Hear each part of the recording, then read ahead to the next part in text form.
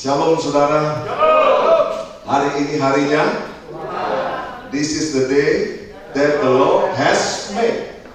Haleluya. Hari ini harinya Tuhan. Kalau saya ingat waktu kecil nyanyinya nggak gitu. Dinten niki, dinten niki, dintene Gusti, dintene Gusti.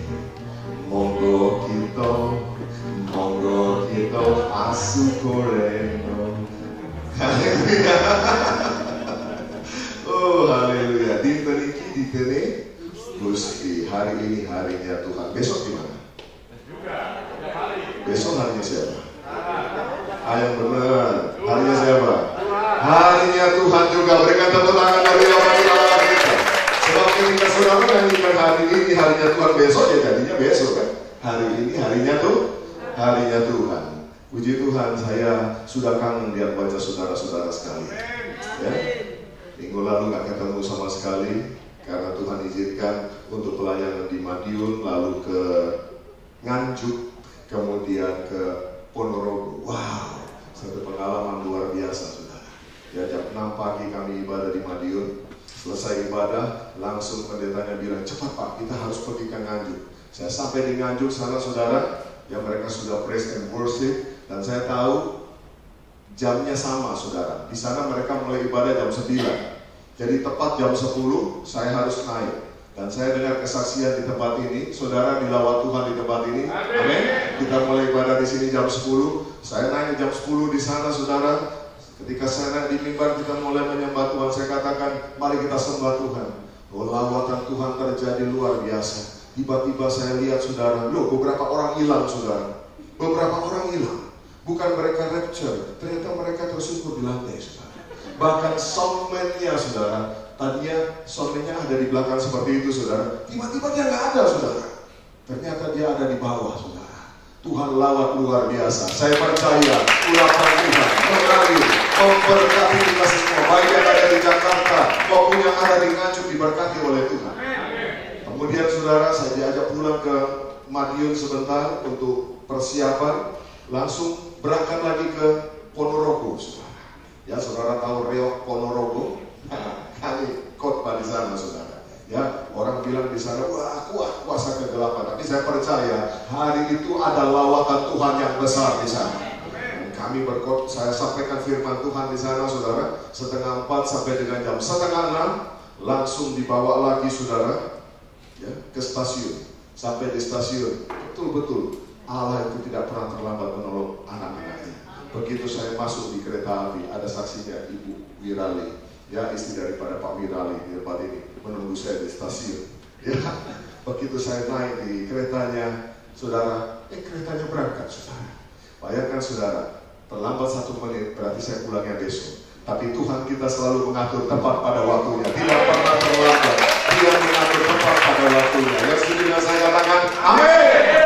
Saudara, Allah kita, Allah yang luar biasa. Mengapa saya katakan dia Allah yang luar biasa? Saya percaya kita sudah ngalamin semua. Karena dia Allah yang sanggup mengubah yang tidak baik menjadi baik.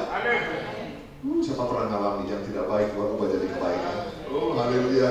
Ya, kasih tahu sekarang kiri saudara bilang kita sama-sama ngalami. Amin. Haleluya. Ya. Karena tambahin begini, karena itu jangan putus asa. Ya. Amin. Jangan putus asa. Jangan putus asa. Bahkan saudara, setiap kutuk pun orang mengutuki saudara, Tuhan ubah kutuk jadi berkat bagi kita. Amin. Haleluya. Hanya Yesus yang bisa lakukan itu.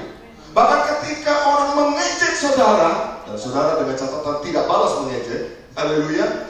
Orang mengejek saudara, saudara tidak balas mengejek, Tuhan ubah ejekan menjadi puji-pujian bagi hormat kemuliaan nama Tuhan.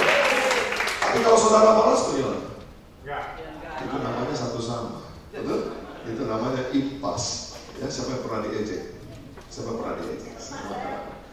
Pernah diejek ya? Siapa pernah mengejek? Ya, berarti impas saudara. Amin? Kecuali saudara bilang ini, Pak Gemala, saya seumur hidup gak pernah ngejek orang. Saya tapi diejek terus. Saya mau bilang kalau begitu udah nasib. Amin? Saya gak pernah ngejek tapi diejek terus. Nah, itu nasib namanya. Nasib baik. Sebab ejekan itu diubah Tuhan menjadi puji-pujian. Haleluya. Tapi ketika saudara membalas seperti berbalas pantun, nggak dapat apa-apa. Yang ada cuma capek di mulut saja, saudara. Ya. Dan sekarang ini orang bilang capeknya nggak di mulut, tapi di mana? Di sini. Ya. Bahkan sakitnya katanya sampai ke ulu hati. Salahnya kenapa balas sendiri? Ya, kita serahkan sama Tuhan. Oh, Tuhan yang bekerja. Berapa banyak di antara saudara ingin mengalami kemuliaan Tuhan dalam hidup saudara? Puji Tuhan. Puji Tuhan. Kalau saya dua-dua tangan ingin mengalami kemuliaan Tuhan. Amin. The glory of God. Dan memang Tuhan sediakan kemuliaannya itu bagi kita, bagi anak-anaknya. Tuhan tidak mempersiapkan kemuliaan Tuhan bagi malaikat, tidak. Tuhan mempersiapkan kemuliaannya bagi anak-anaknya. Yang setuju katakan amin. Bagi saudara dan saya yang mengasihi Tuhan dan yang dikasihi Tuhan. Kalau Tuhan mengasihi kita, saya mau katakan tidak usah dipertanyakan lagi. Dia jelas mengasihi saudara. Firman Tuhan berkata tidak ada kasih yang lebih besar dari kasih seorang sahabat yang menyerahkan nyawanya bagi sahabat-sahabatnya. Dan Yesus Kristus sudah menyerahkan bagi saudara dan saya di kayu salib. Saudara dan saya, kita sudah dibenarkan oleh kasih Yesus. Katakan, saya sudah dibenarkan. Saya sudah dibenarkan. Haleluya, sudah dibenarkan. Semuanya sudah gak salah lagi. Kita bisa beribadah kepada Tuhan karena kita sudah dibenarkan. Alkitab berkata, saudara dan saya itu adalah orang-orang benar. Amin. Kita benar bukan karena membenarkan diri, tapi karena kita dibenarkan oleh anak domba Allah, oleh Kristus Yesus Tuhan lewat pengorbanannya. Dan kita sudah dikuduskan. Satu kali korban Yesus menguduskan kita untuk selama-lamanya. Amin.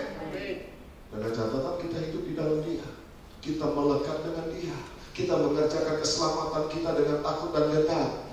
Ya, jangan sampai kita berpikir kita sudah dikuduskan, lalu kemudian kita boleh seenaknya saja dalam hidup ini. Karena apa? Loh, aku sudah dikuduskan. Ya, sama juga saudara. Pakaian saudara sudah dicuci. Ya, sudah dicuci. Perlu dicuci lagi nggak habis dipakai? Ya, sudah dikasih oleh Tuhan. Kalau kita pakai pakaian kita, ya, sampai kotor lagi, kita nggak jaga, ya salah kita sendiri. Betul nggak saudara? Tapi Kristus menyucikan, menguduskan saudara. Kita jaga hidup kita, kerjakan keselamatan kita dengan takut dan gentar. Jangan itu sembarangan lagi. Betul? Kalau Tuhan mengasihi kita, jangan dipertanyakan. Yang harus dipertanyakan adalah apakah kita mengasihi Dia? Apakah kita mengasihi Tuhan? Nah, itu seringkali jadi tanda tanya besar. Betul nggak? Dan saya mau katakan, kita tidak bisa menjudge orang, kita tidak bisa menilai orang, ya, dia mengasihi Tuhan atau tidak mengasihi Tuhan. Enggak. Karena mengasihi Tuhan atau tidak mengasihi Tuhan itu ada dalam hati kita. Amin. Haleluya. Ada di mana? Di hati kita, bukan di muka kita. Kita nggak bisa bilang begini, dia pasti nggak mengasihi Tuhan. Kenapa? Tampangnya nggak level. Iya kan? Kalau orang mengasihi Tuhan dan tidak mengasihi Tuhan dinilai dari tampang. Oh, kasihan sekali, saudara. Ya, kenapa? Wah, kamu pasti nggak mengasihi Tuhan. Kamu cengar-cengir terus dari tadi. Ya, orang cengar-cengir itu belum tentu nggak mengasihi Tuhan, loh, saudara. Ya. Tapi sebaliknya, orang yang serius, ya, kayaknya kalau sudah masuk gereja itu tidak bisa lihat kanan kiri lagi, saudara. Ya, saya mau mataku tertuju pada Tuhan. Harus fokus serius. Wah, lihat nih, saudara, ada banyak orang, ya, duduk di gereja, ya, duduk serius, tegang, ya, sepertinya fokus sama Tuhan, matanya fokus sama Tuhan, hatinya kemana-mana. Hatinya jalan-jalan, ya, jalan-jalan di tukang siomay, jalan-jalan di bahkan masih ketinggalan di rumah. Kan orang pergi ke gereja, hatinya masih ketinggalan di rumah, karena persoalan di rumah belum selesai. Ya, artinya apa, saudara? Kita mengasihi Tuhan tidak bisa dinilai dari penampilan luar kita. Tapi saya percaya sore hari ini saya sedang berdiri di hadapan anak-anak Tuhan, jemaat Tuhan yang mengasihi Tuhan Yesus Kristus, yang setuju dengan kemuliaan yang bagi Allah kita. Haleluya. Saya ada yang tepuk tangannya ragu-ragu. Ya, dia ragu-ragu. Gue ngasih Tuhan apa enggak ya? Gue ngasih Tuhan apa enggak ya? Tapi saya percaya sore hari ini semua mengasihi Tuhan. Tepuk tangan yang bagi Allah kita. Haleluya. Ya. Nah, kekasih Tuhan, orang yang mau mengalami kemuliaan Tuhan. Mari kita akan baca bersama-sama Yohanes pasal yang ke-11 ayat yang pertama sampai dengan ayat yang ke-7. Saya sore hari ini bersyukur karena saya akan menyampaikan khotbah firman Tuhan. Tadi pagi saya harus pimpin pujian juga, saudara. Ya, orang banyak bilang gile, Pak Gembala di Senayan sekarang juga merangkap jabatan pimpin pujian. Nanti dulu, saudara. Itu karena kasus tertentu, saudara. Karena memang tidak bisa dielakkan. Makanya tadi pagi itu namanya paket combo lengkap, saudara. Ya. Jadi pimpin pujian juga, khotbah juga, doa berkat juga. Wah, luar biasa. Untuk tidak dengar khotbahnya sendiri juga, kan gitu, saudara. Ya, artinya masih ada yang lain yang dengar juga. Kekasih Tuhan, tapi sore hari ini saya mengucap syukur, saya tinggal sampaikan khotbah. Jadi energi saya masih cukup banyak, saudara. Yohanes pasal yang ke-11 ayat yang pertama sampai dengan ayat yang ke-7. Ada seorang yang sedang sakit namanya Lazarus. Ia tinggal di Betania. Kalau bahasa Inggrisnya apa? Bethany. Katakan bersama saya, Bethany. Amin. Jadi ini nggak jauh-jauh. Ini keluarga Betani, saudara. Ya. Kampung Maria dan adiknya Marta. Maria ialah perempuan yang pernah meminyaki kaki Tuhan dengan mur dan menyekanya dengan rambutnya. Dan Lazarus yang sakit itu adalah saudaranya. Kedua perempuan itu mengirim kabar kepada Yesus, Tuhan, dia yang engkau kasihi sakit. Ketika Yesus mendengar kabar itu, ia berkata, penyakit itu tidak akan membawa kematian, tetapi akan menyatakan kemuliaan Allah. Sebab oleh penyakit itu anak Allah akan dimuliakan. Yesus memang mengasihi Marta dan kakaknya dan Lazarus. Namun setelah didengarnya bahwa Lazarus sakit, ia sengaja tinggal 2 hari lagi di tempat di mana ia berada. Tetapi sesudah itu ia berkata kepada murid-muridnya, mari kita kembali lagi ke Yudea. Sudah dikasih oleh Tuhan, saya ingin kita perhatikan. Tadi semua berkata ingin mengalami kemuliaan Tuhan. Betul? Nah, saya ingin saudara perhatikan dulu. Ayat yang ketiga berkata begini. Tuhan, dia yang engkau kasihi sakit. Siapa yang sakit? Lazarus yang dikasihi oleh Tuhan. Siapa yang kirim BBM-nya? Maria dan Marta. Ya, kedua saudaranya itu, ya, dikatakan kedua perempuan itu mengirim BBM, WhatsApp, ya, mengirim SMS, mengirim kabar kepada Yesus, Tuhan, dia yang engkau kasihi sakit. Sampai di situ dulu, saudara. Yesus mengasihi Marta, Yesus mengasihi Maria, Yesus mengasihi Lazarus. Di dalam ayat yang kelima jelas dikatakan Yesus mengasihi mereka. Saudara perhatikan di sini. Orang yang dikasihi oleh Tuhan ternyata bisa juga sakit. Halo.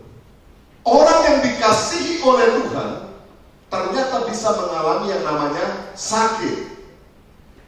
Lazarus yang dikasihi oleh Tuhan sakit. Saudara pernah mengalami sakit? Saudara dikasih Tuhan? Saudara pernah mengalami sakit? Yes. Artinya apa? Alkitabiah bukan? Tapi satu hal, bisa mengalami sakit, tapi tidak sakit selama-lamanya. Amin? Bisa mengalami sakit. Orang percaya, orang yang dikasih Tuhan bisa mengalami persoalan, bisa mengalami pergumulan. Yang kenceng ini kayaknya pergumulannya banyak. Kayaknya setuju banget gitu kan? Loh, gak apa-apa, memang Alkitabiah. Amin. Orang yang dikasih oleh Tuhan, ternyata Alkitab berkata bisa mengalami yang namanya sakit. Tapi kita bersyukur kita punya Yesus yang menyembuhkan segala sakit penyakit itu. Amin. Kekasih Tuhan, jangan buru-buru. Ya, ketika ada orang mengalami sakit, maksud kita kebanyakan nih, ya, dalam gereja-gereja karismatik, banyak apalagi hamba Tuhan sakit, apalagi pekerja sakit. Orang bisa dicabut mulai insipis di luar sana. Melayani Tuhan sakit, pasti dia bikin dosa. Pasti dia tidak hidup kudus. Pasti dia tidak hidup benar. Saya mau tanya, Lazarus, Alkitab katakan dia mengalami sakit. Apakah dia jatuh dalam dosa? Apakah dia sedang melakukan hal yang tidak berkenan kepada Tuhan? No. Alkitab tidak bilang begitu. Kalau Lazarus memang dalam keadaan berbuat dosa, Alkitab akan katakan seperti itu. Lazarus yang kau kasihi sakit karena dia berbuat dosa, karena dia jatuh dalam perselingkuhan, karena dia menipu, karena dia mau memukul orang. Kan tidak, Alkitab tidak bilang begitu. Artinya apa? Apapun alasannya, dia bisa mengalami sakit. Haleluya, haleluya. Artinya kalau kita berhadapan dengan orang yang sedang mengalami pergumulan, jangan buru-buru, saudara. Ya bisa juga, memang dia ada melakukan kesalahan. Dan kalau itu pun dia lakukan, itu urusannya sama Tuhan. Ya pasti kalau orang yang mengalami seperti itu, dia harus bertobat. Amin. Tapi tidak semua itu diakibatkan karena orang itu jatuh dalam dosa. Nah, perhatikan sekarang ayat yang berikutnya. Nah, ini jawabannya. Ayat yang keempat, baca dengan suara keras. Penyakit itu, sekali lagi, penyakit itu tidak akan membawa kematian, tetapi akan menyatakan kemuliaan Allah. Sebab oleh penyakit itu anak Allah akan dimuliakan. Berapa banyak di antara saudara percaya melalui pergumulan yang saudara hadapi, melalui persoalan yang saudara hadapi, kemuliaan Allah akan dinyatakan dalam hidup saudara. Berapa banyak yang percaya hal itu akan terjadi dalam hidup saudara? Lambaikan tangan saudara, katakan haleluya, aku percaya, aku percaya. Tepuk tangan meriah bagi Allah kita. Amin. Pemikiran konsep Alkitab tentang masalah, tentang pergumulan, tentang sakit penyakit jelas untuk menyatakan kemuliaan Allah. Amin. Jadi ketika kita sedang menghadapi, aduh Pak Pendeta, saya sedang mengalami ini, ya, tak tahu sakitnya apa saudara, ya, yang ringan-ringan hanyalah panu misalnya saudara, ya, tenang saja, melalui panu ada kemuliaan Tuhan akan dinyatakan. Amin. Yang berat, betul. Tapi kalau pun terjadi yang berat, tenang saja, Alkitab bilang penyakit itu tidak mendatangkan kematian, tapi akan menyatakan kemuliaan Allah. Saudara punya persoalan hari ini, sore ini, saudara ada beban yang berat, saudara ada persoalan dalam rumah tangga, saudara ada persoalan dalam keuangan saudara, usaha pekerjaan saudara. Saya mau katakan, jemaat yang dikasih oleh Tuhan, engkau yang dikasih oleh Tuhan, engkau bisa punya pergumulan itu, tapi tidak akan mendatangkan kematian, tidak akan mendatangkan kehancuran. Semuanya itu mendatangkan kemuliaan Allah di dalam hidup saudara. Yang setuju bilang yes. Yes. Amin. Luar biasa. Saya percaya sekarang saudara sudah terima kemuliaan. Amin. Oh, tepuk tangan bagi Maria lagi. Gereja itu harus bersemangat, saudara. Ya, kalau gereja sudah diam, tidak bersama, apa bedanya sama perpustakaan? Apa bedanya sama kuburan? Kalau kita pergi ke kuburan, diam.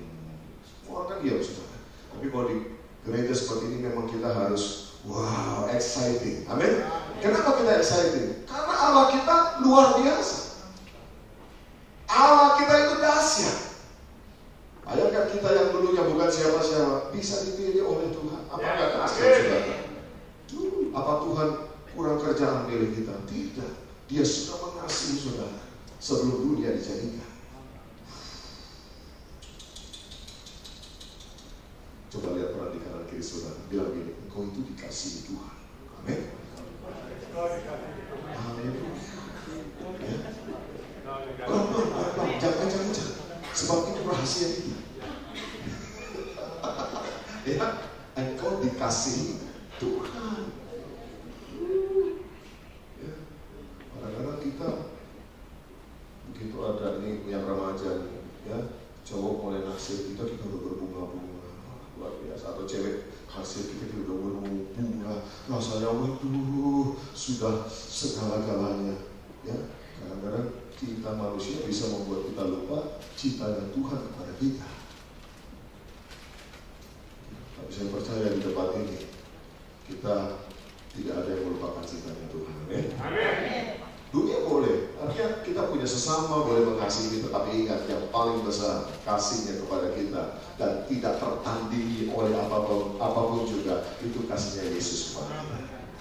Nah, kalau kita ingat itu, kita akan memprioritaskan Tuhan di atas segala-galanya. Banyak orang nggak bisa memprioritaskan Tuhan, bukan? Selalu Tuhan itu nomor sekian. Ya. Kenapa nggak ke gereja? Aduh, habis ini Pak, nggak ada pembantu. Bayangkan gara-gara nggak ada pembantu, Tuhan dia lupa. Kenapa nggak ke gereja? Habis ini Pak, aduh, ini ada kondangan. Wah, saudara, kalau kita ingat cintanya Tuhan, kita akan bilang apapun yang terjadi, mau hujan, mau badai, mau banjir, saya tetap akan cinta Tuhan. Aku akan datang ke rumah Tuhan, memuji dan menyembah Tuhan. Amin. Karena orang yang tidak melupakan Tuhan. Haleluya. Lanjut saudara. Ayat yang ke-20. Ayat yang ke-20. Ketika Marta mendengar bahwa Yesus datang, ia pergi mendapatkannya. Tetapi Maria tinggal di rumah. Maka kata Marta kepada Yesus, Tuhan, sekiranya engkau ada di sini, saudaraku pasti tidak mati. Tetapi sekarang pun aku tahu bahwa Allah akan memberikan kepadamu segala sesuatu yang engkau minta kepadanya. Kata Yesus kepada Marta, saudaramu akan bangkit. Kata Marta kepadanya, aku tahu bahwa ia akan bangkit pada waktu orang-orang bangkit pada akhir zaman. Ya, perhatikan saudara, memang betul apa yang dikatakan Marta betul. Pada akhir zaman akan ada kebangkitan orang mati, bukan? Siapa percaya pada akhir zaman, pada waktu Yesus Kristus datang di awan-awan, orang-orang mati akan dibangkitkan. Orang-orang mati di dalam Tuhan akan dibangkitkan. Amin. Yes. Baru kita yang masih hidup pada waktu kedatangan Tuhan, kita akan diubahkan dalam sekejap mata masuk dalam tubuh kemuliaan. Ya, kita lanjut saudara. Jawab Yesus, akulah kebangkitan dan hidup. Barang siapa percaya kepadaku, ia akan hidup walaupun ia sudah mati. Dan setiap orang yang hidup dan yang percaya kepadaku tidak akan mati selama-lamanya. Percayakah engkau akan hal ini? Jawab Marta, baca bersama. Ya Tuhan, aku percaya bahwa engkaulah Mesias anak Allah, dia yang akan datang ke dalam dunia. Sudah dikasih oleh Tuhan, saya akan mulai khotbah saya sore hari ini. Judulnya adalah 3 hal mempersiapkan mengalami kemuliaan Tuhan. Ada berapa hal? 3 hal. Ya, 3 hal mempersiapkan kita mengalami kemuliaan Tuhan. Tadi semua berkata, aku mau mengalami kemuliaan Tuhan. Ya, mari kita sungguh-sungguh perhatikan. Ya, 3 hal ini. Yang pertama, saudara, sadari bahwa setiap manusia, orang percaya ataupun tidak orang percaya, sadari bahwa setiap manusia pasti akan mengalami kematian jasmani. Kecuali kalau keburu rapture, kecuali kalau keburu Yesus Kristus datang. Jadi jangan ada di antara kita ini berpikir bahwa ya kita yang di dalam Tuhan ini, ya, oh kita bebas dari yang namanya kematian jasmani. Ya, hidup ini punya keterbatasan. Saya mau katakan hidup saudara dan saya itu punya keterbatasan. Ada limit time, ada batasan waktu. Sekarang ini kira-kira batasan hidup manusia berapa lama, saudara? Ya, artinya hidup secara jasmani, ya, secara jasmani, secara daging yang kelihatan. Sekarang ini rata-rata berapa tahun orang hidup? 70, 80. Ada yang masih 900. Ya, zaman Metusalah manusia tertua sampai 989.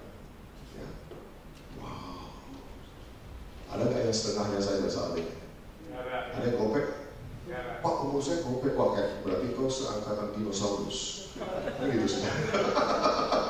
Ya, satu lifting, kira-kira gitu saudara. Ya, oh saya satu angkatan sama dinosaurus, itu 500. Ya, saudara, kira-kira umur manusia hari ini berapa? 70, 80, betul? 90. Ya, tenang saja saudara, tenang saja. Artinya apa? Semua orang memang pasti ada batasannya. Ya, kalau yang hari ini ya dengan bangga berkata, oh saya baru 40, aman Pak, nanti dulu. Tuhan itu caranya Tuhan manggil, tahu nggak? Saudara tahu nggak caranya Tuhan manggil kita? Saya mau beritahu, caranya Tuhan manggil kita itu nggak pernah urut, saudara. Haleluya. Tuhan nggak pernah manggil kita urut nih. Sekarang 99 lagi panggil semua. 98 siap-siap. Oh kalau begitu saudara, kalau Tuhan bisa panggil kita urut, ya, oh gereja kosong. Gereja kosong. Orang bilang begini, lebih baik kita sekarang senang-senang dulu. Nanti kalau sudah dekat giliran, baru kita datang ke gereja. Ya kan? Kalau sekarang masih 99 yang dipanggil, lu aku baru 40 Pak. Oh kalau gitu gak usah ke gereja dulu. Kita masih punya spare waktu yang panjang. Wah, saya mau katakan gereja kosong saudara. Ya, yang datang gereja kalau bisa 99 dipanggil berarti yang 98 semua di gereja. Ya. Begitu 98 dipanggil Tuhan semua, 97 mulai antri di gereja. Ya. Akhirnya kita kayak antri dokter saudara. Persoalannya adalah Tuhan panggil kita. Tuhan memanggil saudara dan saya itu nggak pernah urut. Dari yang paling tua, ada saudara yang paling tua dipanggil, tiba-tiba yang merasa paling muda, besok dia berangkat. Kenapa? Ya sudah habis jatahnya. Amin. Kasih tahu sama orang di sebelah kanan kiri saudara, sudah habis jatahnya. Amin. Kalau sudah habis jatahnya, pasti berangkat.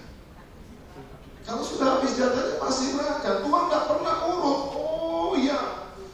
Atau Tuhan berfirman kepada kita, anakku, tepat pada waktu ulang tahun ke-70, aku akan memanggil engkau kembali ke rumah Bapa. Kalau Tuhan bilang seperti itu, seperti saya katakan tadi, orang akan hidup seenaknya. Nanti kalau sudah 69,75, bayangkan sudah tinggal mepet berapa hari, baru dia bertobat sungguh-sungguh. Tuhan, oh aku mau hidup kudus Tuhan, aku mau hidup sungguh-sungguh. Kenapa hampir 70? Ya kan? Tapi puji Tuhan, Tuhan gak pernah kasih tahu sama kita.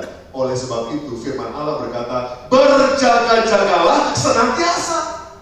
Amin. Hidup kita ini bukan jangan sembarangan, karena kita tidak pernah tahu kapan waktunya kita.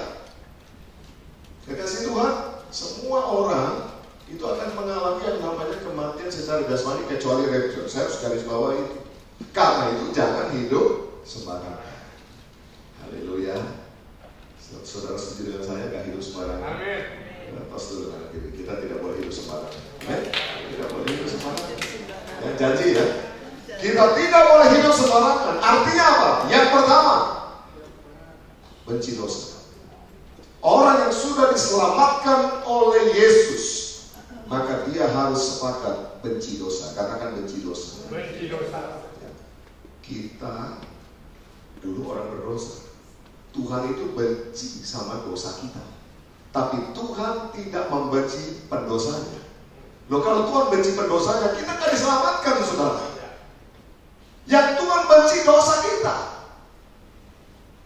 Saudara mengerti? Ya, saudara punya bayi, ya, pakaikan pampers. Karena ini kan kalau zaman saya kecil pakainya popok. Kalau zaman sekarang gampang pakai pampers. Itu sekali pakai buang.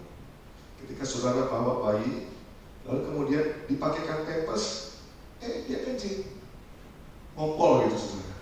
Atau dia BAB, buang air besar, gitu saudara ya. Saudara cium, waduh, mampu gitu kan, bau gitu. Kira-kira saudara, ketika saudara seorang ibu atau seorang ayah mengurus anak yang sedang buang air di pampers, begitu saudara buka, saudara benci kotorannya nggak? Ya dong, pasti kan? Bau, ya kan? Siapa yang ketika anaknya buang air disimpan malah masukin lemari? Enggak, kan? Saudara pasti benci kan? Ini bau banget. Orang tua yang normal, dia segera bersihkan, lalu pampersnya dia buang. Itu yang normal. Yang nggak normal, pampersnya disimpan, anaknya dia buang. Ya, itu yang nggak normal. Saudara, bisa lengkap sampai di sini. Artinya saudara, Tuhan nggak benci pendosanya. Pendosanya, orangnya diselamatkan. Diberi kesempatan untuk bertobat, tapi dosanya dibuang. Dosanya dibenci. Amin. Katakan benci dosa. Benci dosa. Di orang Kristen seringkali terbalik. Sudah masuk gereja, sudah ikut family altar, sudah ikut song, ketika ketemu dengan orang, ya, yang dia benci, orangnya, dosanya dia cintai. Dia lihat orang berdosa, memang ini orang berdosa, jangan dekat-dekat, jangan datang ke gereja. Malah orang datang ke gereja dilarang orang berdosa. Ya, orangnya dia benci setengah mati, dia tampaknya dia benci setengah mati. Jangan kesini, pergi, jauh. Tapi dalam hati dia suka dengan dosanya. Ya, asik juga ya, berzina asik juga ya, mencuri asik juga ya, nipu asik juga ya. Bisa kata, kayaknya tampak kurang tegang semua. Ya, coba senyum dulu. Kayaknya agak berbahaya nih, pendetanya mulai nyerempet sedikit. Tenang aja saudara, saya nggak akan nyerempet sedikit, saya nyerempet banyak. Amin. Malam ini nggak nyerempet sedikit, ini nembak langsung. Tapi kalau kita ditembak oleh kasih Yesus, lebih baik kan kita bertobat. Kalau kita nggak diberitahu kesalahannya, kita dielus, tiba-tiba masuk neraka, itu namanya Tuhan nggak sayang kita. Tapi kalau Tuhan ingatkan kita, kita bertobat, puji Tuhan. Amin. Siapa yang mau diingatkan Tuhan? Oh, haleluya. Firman Tuhan bilang gini, kalau Tuhan mengingatkan kita, menegur kita, jangan keraskan hati kita. Ya, ingat, yang pertama apa? Benci dosa, tapi tidak membenci pendosa. Itulah sebabnya Tuhan bilang begini, pergilah dan jadikanlah segala bangsa muridku. Dan saudara pikir, kalau saudara pergi ke segala bangsa, saudara mau ketemu sama orang kudus? Enggak. Saudara pergi kepada segala bangsa itu, banyak orang berdosa di sana. Saudara benci dosanya, tapi saudara mengasihi orang-orangnya. Amin. Pergi jadikan segala bangsa murid Tuhan. Baptis mereka dalam nama Bapa, Anak, dan Roh Kudus. Kasih Tuhan itu aturan agung. Tuhan konsisten dengan itu, dan Tuhan mau saudara dan saya itu mengasihi semua orang. Ya. Bukan hanya mengasihi mereka yang sudah jadi anak-anak Tuhan, mereka sudah masuk gereja saja, itu harus memang. Karena itu biar bagaimana kasih persaudaraan itu harus dijaga. Itu nomor satu. Tapi jangan lupa yang di luar sana, yang belum percaya Yesus, yang masih hidup jatuh bangun di dalam dosa, saudara juga harus pergi dan mengasihi mereka. Yang setuju dengan saya bilang amin. Amin. Bilang begini, itu gue banget. Itu gue banget. Amin. Ada yang gak berani ragu-ragu. Aduh, kayaknya enggak deh Pak, kayaknya enggak dulu deh Pak. Itu tetangga sebelah rasanya nyebelin banget Pak. Aduh, itu ibu kontrakan Pak, nyebelin, nggak bisa saya mengasihi Pak. Jadi dengan baik-baik. Ini firman Tuhan. Ya, ini firman Allah. Terserah kita mau melakukan, ada berkat buat kita. Amin. Saudara kasih oleh Tuhan, yang pertama apa? Benci dosa. Yang kedua, kalau kita tahu hidup kita terbatas dan kita tidak mau hidup sembarangan, yang kedua ya siapkan diri. Siapkan diri kita. Lakukan perintah Tuhan. Kerjakan keselamatanmu. Amin. Dengan takut dan gentar. Artinya apa? Hidup benar. Melayani Tuhan. Luar biasa. Amin. Hidup sungguh-sungguh. Ya, saya berkali-kali sampaikan di tempat ini, Tuhan itu sedang memanggil kita untuk intim dengan Dia. Orang Israel itu tidak masuk, angkatan pertama tidak masuk ke tanah perjanjian karena mereka menolak intim sama Tuhan. Dan dampaknya apa? Orang yang tidak intim sama Tuhan, ketika Musa naik ke Gunung Sinai ketemu Tuhan 40 hari, 40 malam, Apa yang orang Israel lakukan di kaki bukit itu, di kaki gunung itu? Mereka menyembah anak lembu emas. Bayangkan saudara, di gunung Tuhan, di gereja Tuhan, engkau tidak mau naik lebih lagi, masuk dalam keintiman. Ternyata kita bikin lembu emas dan kita mulai sembah. Apa Pak? Lembu emas itu apa sih Pak? Segala sesuatu yang menyenangkan daging kita. Lawan daripada iman itu adalah daging kita. Betul? Sebab segala sesuatu yang dilakukan dengan iman pasti bertentangan dengan keinginan daging. Betul nggak? Ya. Lawan daripada iman kita itu daging kita. Saudara tahu kenapa Abraham disebut bapak orang beriman? Sebelumnya dia sudah punya pengalaman dengan Tuhan. Saudara tahu pasti kisah ini. Abraham terima janji Tuhan bahwa dia akan punya keturunan, dia akan punya anak yang disebut anak perjanjian. Lalu ketika ditunggu 1 tahun, 2 tahun, 3 tahun, 4 tahun, kok nggak lahir-lahir ini anak? Kok kayaknya nggak dapat nih si Sarah nih? Akhirnya mereka mulai berdiskusi suami istri, dan Sarah mulai berkata begini, ya sudahlah, ya, aku kan punya hamba yang masih muda, namanya Hagar. Sudah, Abraham, aku rela, aku serahkan kepadamu, supaya kita bisa punya anak, kita bisa punya keturunan. Abraham dengan Sarah mencoba untuk membantu Tuhan. Dan saudara tahu, akibat dari perbuatan itu sampai sekarang kita mengalami juga bukan? Halo, kita mengalami bukan? Ada banyak pertentangan dan kesulitan yang luar biasa. Manusia kalau mencoba membantu Tuhan, hasilnya pasti gak baik. Dan pada akhirnya memang anak perjanjian lahir, yaitu Ishak. Abraham punya anak Ismail, ya anaknya dia, tapi bukan anak perjanjian. Tetapi Ishak adalah anak perjanjian. Setelah Abraham berusia berapa? 100 tahun. Sayang sih Pak, coba kalau Tuhan open dari depan dulu. Tuhan misalnya ngomong begini, Abraham, kamu akan punya anak pada usia 100. Wah, makanya gak usah nunggu kan? Kalau udah jelas usia 100 Abraham akan punya anak, wow, gak ada Tuhan kan, gak mungkin ada. Kenapa? Tinggal tunggu aja. Lu kok belum lahir sih? Ya kan belum 100. Ya kan? Mungkin baru 89, baru 90. Masalahnya Tuhan kasih janji gak ada tanggalnya. Tuhan kasih janji gak ada usia berapa yang pasti akan lahir. Nah itu saja janji Tuhan. Dibutuhkan iman di sini, dibutuhkan percaya. Abraham punya pengalaman dengan Tuhan seperti itu. Akhirnya Ishak lahir. Lalu Tuhan mulai bilang sama Ishak setelah Ishak berusia 12 tahun, Abraham, bawa Ishak, persembahkanlah dia bagiku. Lalu saudara lihat di Alkitab, apakah Abraham tawar-menawar sama Tuhan? Lalu apakah Abraham tawar-menawar sama Tuhan?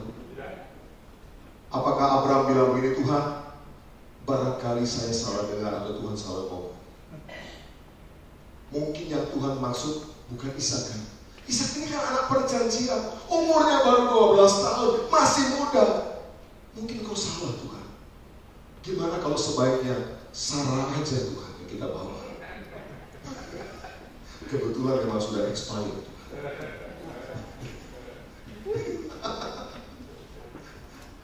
Saudara, lalu Abraham bilang gini, Ma, cepat sih. Kan biasa gitu, kalau udah usia-usia begitu kan begitu. Ya, saya mari kemari udah lewat sih. Biasanya, Ma, cepat kesini.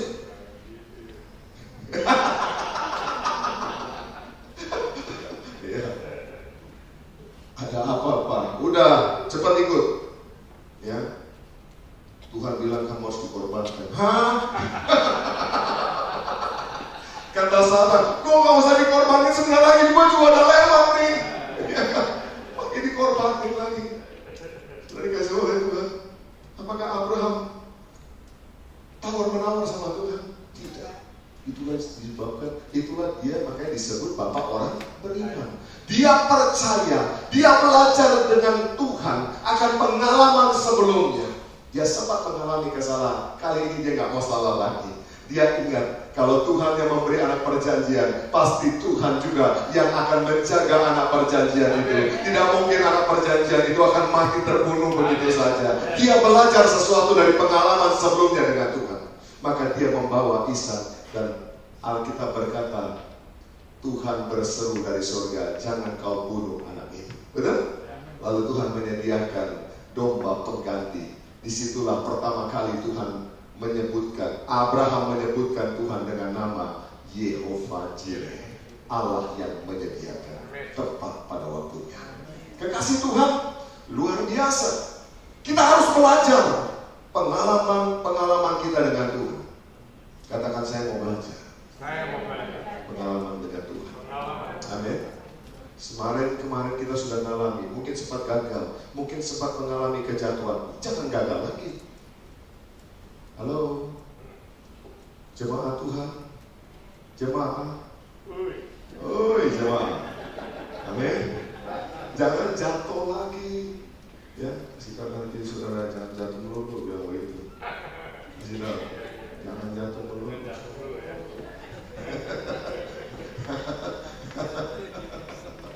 Ya, belajar saudara, belajar pengalaman dengan Tuhan.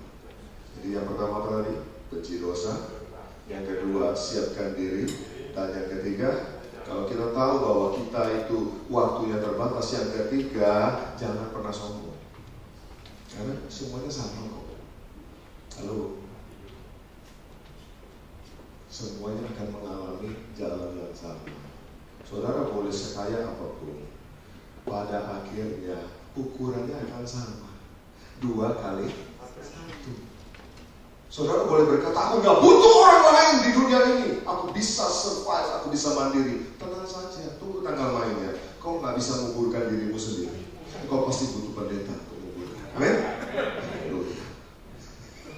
Sudah dikasih tahu, jangan sombong. Kasih tahu orang kanan kiri saudara, kita gak boleh sombong. Amin.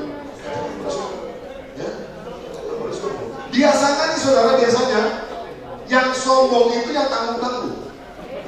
Yang sombong itu biasanya tanggung-tanggung. Ya loh. Contoh gini, orang kalau cantik beneran, itu gak sombong, dia tahu kan, memang udah Tuhan. Biasa aja saudara.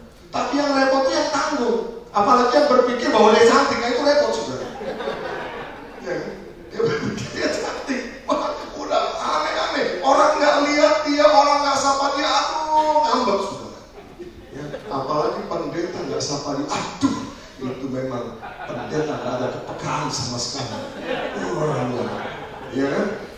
Itu kalau yang nanggung, tapi kalau yang cantik semua, orang mau sapa gak sapa memang barang cantik. Kan gitu saudara. Ya kan? Kalau yang nanggung ini repot saudara. Orang kaya nanggung juga susah. Orang kaya semua tuh biasa-biasa aja saudara. Biasa. Ya. Tapi kalau yang nanggung di mana-mana bilang, gue kaya nih. Ya, gue kaya nih. Dia bilang mau apa? Bayangkan. Giliran dia tanya lu mau apa, kita bilang gua mau ini gak dikasih juga saudara. Orang kalau nanggung itu dia repot saudara. Ya, jangan sombong. Ya. Orang sungguh-sungguh sama Tuhan, ya 100% sungguh itu biasa-biasa. Tapi yang nanggung setengah-setengah itu banyak caranya. Waduh, repot sudah mati. Ya. Betul. Gereja-gereja itu banyak mengalami saudara hal-hal seperti ini, bukan hanya di kota besar, di kota kecil pun begitu. Gara-gara apa? Kalau orang yang sungguh-sungguh sama Tuhan, sudah cinta Tuhan, hidup kudus, entah saudara, itu gereja tenang. Tapi yang nanggung setengah kudus ini saudara, ini yang susah saudara. Ya. Itu saudara. Kuat roh penghakiman, kuat roh ini, kuat. Betul. Karena nanggung. Sekarang ini, saudara tahu banyak orang keluar dari gereja itu bukan karena setan, bukan karena iblis, tapi karena perkataan sesama saudara.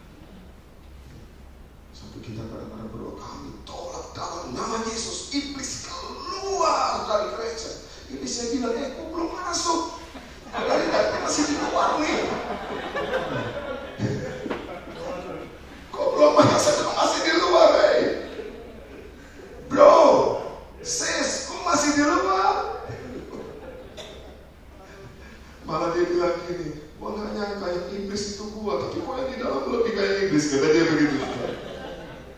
Tapi itu nggak di sini, nggak di sini. Kasih tahu orang kanan kiri saudara, itu tidak ada di sini. Amin. Di luar sana. Ini kan kita hanya menyampaikan hal-hal yang perlu kita ketahui, tapi nggak ada di sini. Amin. Dalam nama Yesus tidak ada di tempat ini. Amin. Jangan sombong. Kita nggak boleh sombong. Apa sih yang mau kita sombong? Akhirnya sama, 2x1. Pendeta itu paling susah, saudara. Kalau disuruh tadi ya, memakamkan. Ini punya pengalaman, saudara. Saya pernah konsultasi dengan ketua pengajaran di sinode, saudara. Pendeta Henry. Saya tanya, Pak, kalau kita mau memakamkan orang, Pak, dan kita tahu orang itu meninggalnya bunuh diri, itu gimana? Dia bilang begini, itu memang susah. Sebab orang bunuh diri nggak mungkin masuk surga. Betul? Jadi nggak mungkin kan kita melakukan pelayanan. Kami percaya saudara kami ini sudah berada di pangkuan Bapa di surga. Itu namanya mendustai. Betul nggak? Tapi juga nggak mungkin kan? Mari kita hantarkan saudara kita ke neraka. Nggak mungkin juga kan? Bagaimana kita harus lakukan ini? Ya, di sini ada pendeta juga, ya, pendeta Naftali dari Papua. Ternyata kita tetangga waktu di Jayapura, ya, cuma beda tahun, saudara. Kita tetangga tapi beda tahun. Saya tahun 70-an, dia tahun 90, ada di situ. Tapi lokasi nggak berubah, ya, masih Polimak dan Batu Putih. Ya, saudara, ada pendeta juga. Kita memakamkan orang begitu bagaimana? Saudara kami, mari kita berdoa, kita hantarkan dia untuk ke neraka jahanam itu. Masa kita mau berdoa begitu, saudara? Nggak mungkin kan? Sama orang OD, overdosis. Saudara tahu overdosis? Itu orang yang minum obat-obatan narkotik itu, saudara, sampai overdosis lalu mati. Menurut saudara masuk surga? Kalau dia meninggal tidak sempat bertobat di akhir, di ujungnya, ya sudah lewat, saudara. Itu juga nggak bisa. Orang Kristen pergi ke gereja, pergi ke tempat prostitusi, mati di situ, saudara. Ya, kasus beberapa waktu lalu kita baca di keluarga ada, mati di situ. Saya mau tanya, pendetanya ngomong gimana? Coba, itu susah gembala itu, saudara, kalau menguburkan orang seperti itu. Meskipun dia sempat ada di tempat prostitusi, tapi kasih Tuhan begitu besar. Itu namanya bohong. Itu namanya omong kosong. Ya, omong kosong. Ya, kalau kecuali memang di saat terakhirnya Yesus tolong saya. Itu yang cerita. Tapi siapa yang tahu? Siapa yang tahu? Begitu dia di situ serangan jatuh, atau nggak usah begitu, habis maki-maki orang, habis marah-marahin orang, tiba-tiba putus, belum sempat bertobat. Gimana sih? Karena itu siapkan diri sungguh-sungguh. Amin. Amin. Berapa banyak mau siapkan diri? Hidup kudus berkenan di hadapan Tuhan. Tepuk tangan Maria bagi Allah kita. Benar kasih oleh Tuhan. Yang kedua, ya, tadi kan 3 hal mempersiapkan kita mengalami kemuliaan Tuhan. Yang pertama apa tadi? Halo. Yang pertama, sadari bahwa setiap manusia pasti mengalami kematian. Belum selesai korbannya sudah salah. Ya. Yang kedua adalah kematian jasmani bukan akhir daripada kehidupan, karena maut sudah dikalahkan. Katakan bersama saya, maut sudah dikalahkan. Artinya apa? Kematian jasmani ini hanyalah perpisahan sementara. Makanya orang percaya, orang Kristen itu kalau berduka, ya, ditinggalkan oleh orang yang dikasih, firman Tuhan bilang, jangan berduka seperti orang yang tidak mengenal Allah. Amin. Berduka, boleh berduka, tapi tahu bahwa yang dikasihi ini, yang meninggal ini, sementara istirahat di Firdaus. Satu hari nanti kita akan ketemu kembali. Amin. saja kita boleh berduka. Ketika ada yang meninggal, mungkin kekasih kita, orang tua kita, mungkin itu suami, itu istri, mungkin anak atau orang tua kita. Orang Kristen kedukaan, boleh nangis? Pernah nangis? Pernah ya? Nangis. Saudara nangis. Saudara ditinggal oleh suami, ditinggal oleh istri, nangis. Ditinggal orang tua, nangis. Benar, saudara. Benar. Yang aneh, kalau saudara ketawa terbahak-bahak. Itu aneh sekali. Pak Pendeta, orang tua saya meninggal. Haleluya. Itu perlu dirantai, saudara. Itu perlu dirantai orang seperti itu. Ya. Pak Gembala, istriku meninggal, Pak. Haleluya, Pak. Puji Tuhan. Saya bilang gini, kalau itu lu layani sendiri. Saudara kasih oleh Tuhan, gak apa-apa nangis dong. Kita ditinggalkan kekasih hati kita. Kalau saudara ketawa terbahak-bahak, malah orang curiga. Jangan-jangan sudah dapat serep nih. Ya kan? Main diwai, sungguh-sungguh. Amin. Sudah kasih oleh Tuhan, kematian jasmani bukan akhir kehidupan, karena maut sudah dikalahkan. Haleluya. Yang tiga, yang terakhir saudara, ya, 3 hal mempersiapkan kita untuk mengalami kemuliaan Tuhan. Yang ketiga, sadari bahwa kita memiliki jaminan yang kekal. Amin.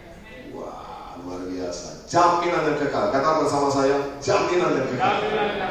Kita memiliki jaminan keselamatan. Kita memiliki jaminan kemenangan. Orang Kristen mengalami pergumulan, sah-sah saja. Orang Kristen mengalami yang namanya peperangan. Saudara lihat Daud, ya perang. Betul? Daniel, ya, sempat masuk juga ke gua singa. Betul? Anak-anak SMA Sadrak, Mesak, Abednego juga pernah masuk ke dapur api. Artinya apa? Mereka dikasih Tuhan dan mereka mengasihi Tuhan, tapi mereka mengalami juga yang namanya persoalan, masalah, pergumulan, peperangan. Nah pertanyaannya, ya kemarin saya sampaikan di FA di The Groove. Ya. Waktu kita mengalami semua itu, di manakah posisinya Allah? Di manakah posisinya Tuhan pada saat kita mengalami pergumulan? Ada yang bilang Tuhan di surga, Pak. Lagi tidur, Pak. Tuhan di surga, lagi istirahat. Oh, nanti dulu. Coba baca Sefanya pasal yang ketiga. Sefanya pasal yang ketiga, ayat yang ke-17. Ya. Ini jaminan kemenangan. Jaminan kemenangan bagi saudara dan saya. Ayo baca bersama-sama. Tuhan Allahmu ada di antaramu sebagai pahlawan yang memberi kemenangan. Ia bergirang karena engkau dengan sukacita. Ia membaharui engkau di dalam kasih-Nya. Ia bersorak-sorak karena engkau dengan sorak-sorai. Tuhan Allahmu ada di antaramu. Jadi Tuhan itu ada di mana? Di antaramu. Suami istri, anak Tuhan lagi bertengkar hebat. Saya mau tanya, Tuhan ada di mana? Ya, makanya kalau tahu Tuhan ada di antara kita, kalau bertengkar, ya tolong jaga, betul? Ada Tuhan loh saudara, ya? Ada Tuhan. Suami istri kalau bertengkar, jangan Tuhan, jangan. Aku diam saja Tuhan, tapi biar Engkau yang membalaskan Tuhan. Ini suami istri loh saudara. Ingat loh saudara, kau bertengkar, Tuhan ada di sini. Amin. Kalau kita lagi dalam pergumulan, Tuhan ada di antara kita. Saudara sedang mengalami ya pergumulan, menghadapi orang yang ada di luar sana. Tuhan ada di mana? Di antara. Sebagai apa? Pahlawan yang memberi kemenangan. Amin. Tuhan memberi saudara dan saya bukan kekalahan tapi kemenangan. Katakan bersama saya, kemenangan. Ini jaminan. Jaminan kemenangan Tuhan berikan kepada saudara dan saya. Kenapa dia bisa memberikan jaminan? Karena dia sudah menang terlebih dahulu. Dialah pahlawan dan dia tidak jauh ada di antara kita. Tuhan Allah ada di antara sebagai pahlawan yang memberi kemenangan. Dalam kasih-Nya kita dibaharui. Yang tahu ya saudara? Gak apa-apa saudara, gak usah Pak, saya juga lupa Pak, sampai situ aja. Ya, saudara, Tuhan Allah ada di antara kita untuk memberi kepada kita kemenangan. Lalu berikutnya adalah jaminan penyertaan Tuhan. Saudara percaya sampai malam hari ini saudara disertai Tuhan? Amin. Kalau saudara disertai Tuhan, mestinya saudara tidak boleh takut lagi. Haleluya. Ibu-ibu, para wanita, malam hari pergi ke kamar mandi masih bangunin suami. Tolong Pak, ke kamar mandi Pak. Ya. Apalagi saudara berangkat, misalnya pulang kerja, berangkat kerja. Ya, orang Jakarta kan biasa berangkat sebelum matahari terbit, pulang sesudah matahari tenggelam. Kebetulan kantornya perjalanan itu lewat kuburan, berani.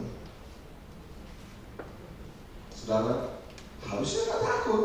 Kenapa? Karena roh yang ada di dalam saudara lebih besar kuasanya dari segala roh yang ada di dunia ini. Artinya, mestinya kalau orang percaya lewat daerahnya si jahat, lewat kuasa-kuasa kegelapan, lewat kuburan, yang takut itu harusnya bukan kita, yang takut mestinya iblis, betul nggak? Yang takut mestinya setan. Kok ini ibu-ibu pada tegang ini, yang benar Pak. Tapi saya kalau lewat situ kok bulu saya berdiri Pak. Ya, jangan kaitkan bulu kuduk berdiri dengan Tuhan menyertai atau tidak menyertai. Tuhan menyertai. Amin. Dan orang bilang ini, tiap kali saya lewat situ Pak, saya kayaknya merinding Pak. Tunggu dulu. Belum tentu merinding itu karena kuasa gelap. Roh Kudus hadir, saudara juga bisa merasakan kok. Amin. Masa Tuhan hadir, malaikat yang sertai saudara-saudara dalam nama Yesus, lenyap kau, pergi kau. Malaikatnya bilang begini loh, Tuhan ini menyertai kamu, enggak, dalam nama Yesus pergi. Kita usir malaikat mana saudara? Bisa tangkap sampai di sini saudara. Ya? Ada yang ngomong dulu nih sama orang di kanan kiri saudara. Bilang gini, setan takut sama kamu. Kasih tahu. Setan takut sama kamu. Amin. Lah yang dikasih tahu bilang begini, amin gitu loh. Ya, setan takut sama kamu. 1, 2, 3 kasih tahu.